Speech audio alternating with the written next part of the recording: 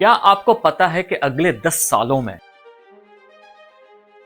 आप पान, सिगरेट, दूध, दही और रोटी की पेमेंट भी क्रिप्टो करेंसी के जरिए कर रहे होंगे।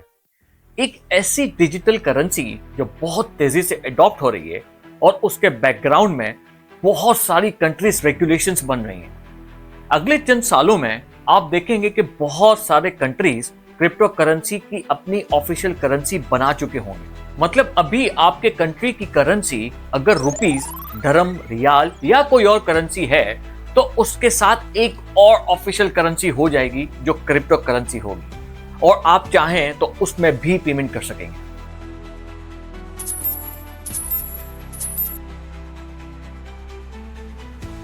लेकिन क्रिप्टो करेंसी क्या है, क्यों है और इसका इस्तेमाल कैसे होगा, चलिए जानते हैं इसके बारे में मजीद।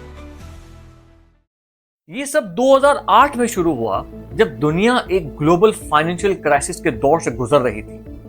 फाइनेंशियल सिस्टम टूट रहा था, बैंक के पास पैसा खत्म हो गया था और लोग रातों रात अपनी जमा पूंजी से महरूम हो गए थे। इस अफरा तफरी ने ट्रेडिशनल बैंकिंग सिस्टम की कमजोरी को एक्सपोज कर दिया, भरोसा खत्म हो गया और इसी क्राइसिस के दौरान एक अननोन शख्स या शायद एक ग्रुप जिसे सतोशी नाकामोटो कहते हैं 2009 में बिटकॉइन इंट्रोड्यूस किया, जो दुनिया की सबसे पहली क्रिप्टो करेंसी या डिजिटल करेंसी थी। बिटकॉइन एक ऐसी डिसेंट्रलाइज्ड करेंसी है जो बैंक और गवर्नमेंट पे बिल्कुल भी डिपेंड नहीं करती। इसका मकसद एक ऐसे सिस्टम का क्रिएशन है जो डायरेक्टली लोगों के बीच ट्रांजैक्शंस को इनेबल करे बिना किसी मिडलमैन के। मतलब अगर आपको अभी किसी को पैसे भेजने हैं तो आपको बैंक का मोहताज होना पड़ता है। बैंक ही आपके पैसे संभालता है और वही एक अकाउंट से दूसरे अकाउंट में ट्रांसफर करता है। और अगर पैसे एक कंट्री से दूसरे कंट्री भेजने हो तो आपको काफी सारी कंट्री रेगुलेशंस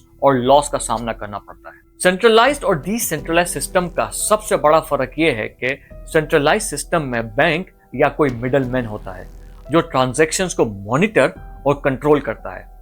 इसके बरक्स डिसेंट्रलाइज्ड सिस्टम में आप बिना किसी मिडलमैन के डायरेक्टली अपनी पार्टी के साथ डील कर सकते हैं। इन सिंपल वर्ड्स, जहां बैंक्स इन्वॉल्व होते हैं उसे सेंट्रलाइज्ड फाइनेंशियल सिस्टम कहते हैं, जबकि क्रिप्टो करेंसी इसके बिल्कुल उल्टा काम करता है। मतलब आप दुनिया के किसी भी कोने में बिना किसी मिडलमैन, रुकावट या ट्रेडिशनल बैंकिंग रिस्ट्रिक्शंस के ट्रांजैक्शंस कर सकते हैं। बस आपके पास सामने वाले का वॉलेट एड्रेस होना चाहिए। क्रिप्टो करेंसी खरीदे कैसे? क्रिप्टो खरीदने के लिए आपको पहले किसी क्रिप्टो एक्सचेंज में अकाउंट बनाना होगा, जैसे बाइनेंस, कॉइनबेस या और भी बहुत सारे एक्सचेंज मार्केट में अवेलेबल हैं। एक्सचेंज में अकाउंट बनाने के बाद आप अपने डेबिट या क्रेडिट कार्ड के जरिए कैश ट्रांसफर करते हैं, जिसे फिएट करेंसी कहते हैं, जैसे यूएस डॉलर में हो गई, यूरो, इंडिया रुपीस, पाक रुपीस और वगैरह वगैरह। फिर इस फिएट करेंसी का यूज करके आप अपनी डिजायर्ड क्रिप्टो करेंसी जैसे बिटकॉइन, इथेरियम या जो करेंसी आपको लेनी है, बहुत सारी है वैसे तो, वो खरीद सकते हैं। या इसका दूसरा ऑप्शन है का पीयर टू पीयर, मतलब P2P का ऑप्शन भी यूज कर सकते हैं और डायरेक्टली अपने बैंक से जिससे आप खरीद रहे हैं उसको ट्रांसफर कर दें और अब क्रिप्टो आपको ट्रांसफर कर देगा। क्रिप्टो करेंसी कहां रखें? क्रिप्टो करेंसी को रखने के लिए आपके पास दो मेन ऑप्शंस हैं, एक्सचेंजेस और वॉलेट्स। लेकिन एक्सचेंज और वॉलेट में क्या फर्क है? एक्सचेंज पर आप फ्रीक्वेंट बाइंग और सेलिंग कर सकते हैं, यानी क्रिप्टो की ट्रेडिंग के लिए आइडियल है। शॉर्ट टर्म के लिए क्रिप्टो करेंसी रखना कन्वीनियंट है, लेकिन लॉन्ग टर्म स्टोरेज के लिए रेकमेंडेड नहीं है, क्योंकि एक्सचेंज हैकिंग के रिस्क में बहुत ज्यादा होते हैं और आपके अकाउंट की प्राइवेट कीज एक्सचेंज के पास होती हैं, जबकि वॉलेट्स लॉन्ग टर्म स्टोरेज के लिए आइडियल हैं।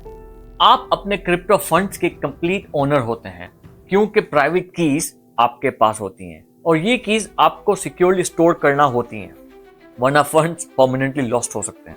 अब आते हैं वॉलेट की टाइप्स पर। वॉलेट दो टाइप्स के होते हैं, हॉट वॉलेट्स और कोल्ड वॉलेट्स। हॉट वॉलेट्स जो कि सॉफ्टवेयर या ऐप बेस्ड कहलाते हैं, जैसे ट्रस्ट वॉलेट, मेटामास्क और बहुत सारे। इन वॉलेट्स को एक्सेस करने के लिए आपको इंटरनेट की जरूरत होती है। ये एक्सचेंज से बहुत ज्यादा सिक्योर होते हैं क्योंकि इसकी प्राइवेट कीज आपके अपने कंट्रोल में होती हैं। कोल्ड वॉलेट्स जो हार्डवेयर बेस्ड होते हैं, जैसे लेजर नैनो, ट्रेजर और एटसेट्रा। इन वॉलेट्स को एक्सेस करने के लिए इंटरनेट की जरूरत नहीं होती, ये ऑफलाइन भी एक्सेसिबल हैं और इसी वजह से हैकिंग के रिस्क से बहुत ज्यादा सेफ। यूजुअली इनका यूज बहुत बड़ी इन्वेस्टमेंट के लिए होता है, मतलब अगर आपके पास कोई बहुत ज्यादा क्रिप्टो करेंसीज हैं तो इट मेक सेंस कि आप जो हैं हार्डवेयर में इसको रखें। लास्ट में बात कर लेते हैं प्राइवेट एंड पब्लिक कीज क्या होती हैं।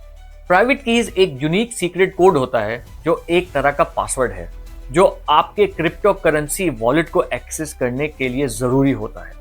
ये प्राइवेट कीज सिर्फ एक ही दफा जनरेट होती हैं जब आप वॉलेट का अकाउंट बना रहे होते हैं। साथ ही वॉलेट आपको एक पब्लिक की भी देता है।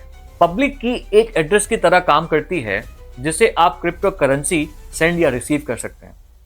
प्राइवेट की वॉलेट को एक्सेस करने और ट्रांजैक्शंस ऑथोराइज करने के लिए होती है।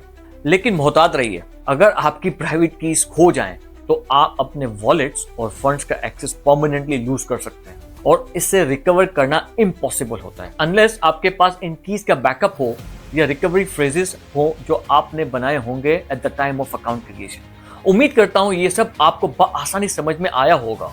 नेक्स्ट वीडियो में हम डिस्कस करेंगे कि क्रिप्टो करेंसी से मनी लॉन्ड्रिंग कितनी आसान है और उसकी टेक्नोलॉजी पे भी डिस्कस करेंगे कि वो किस टेक्नोलॉजी पर बनी हुई है।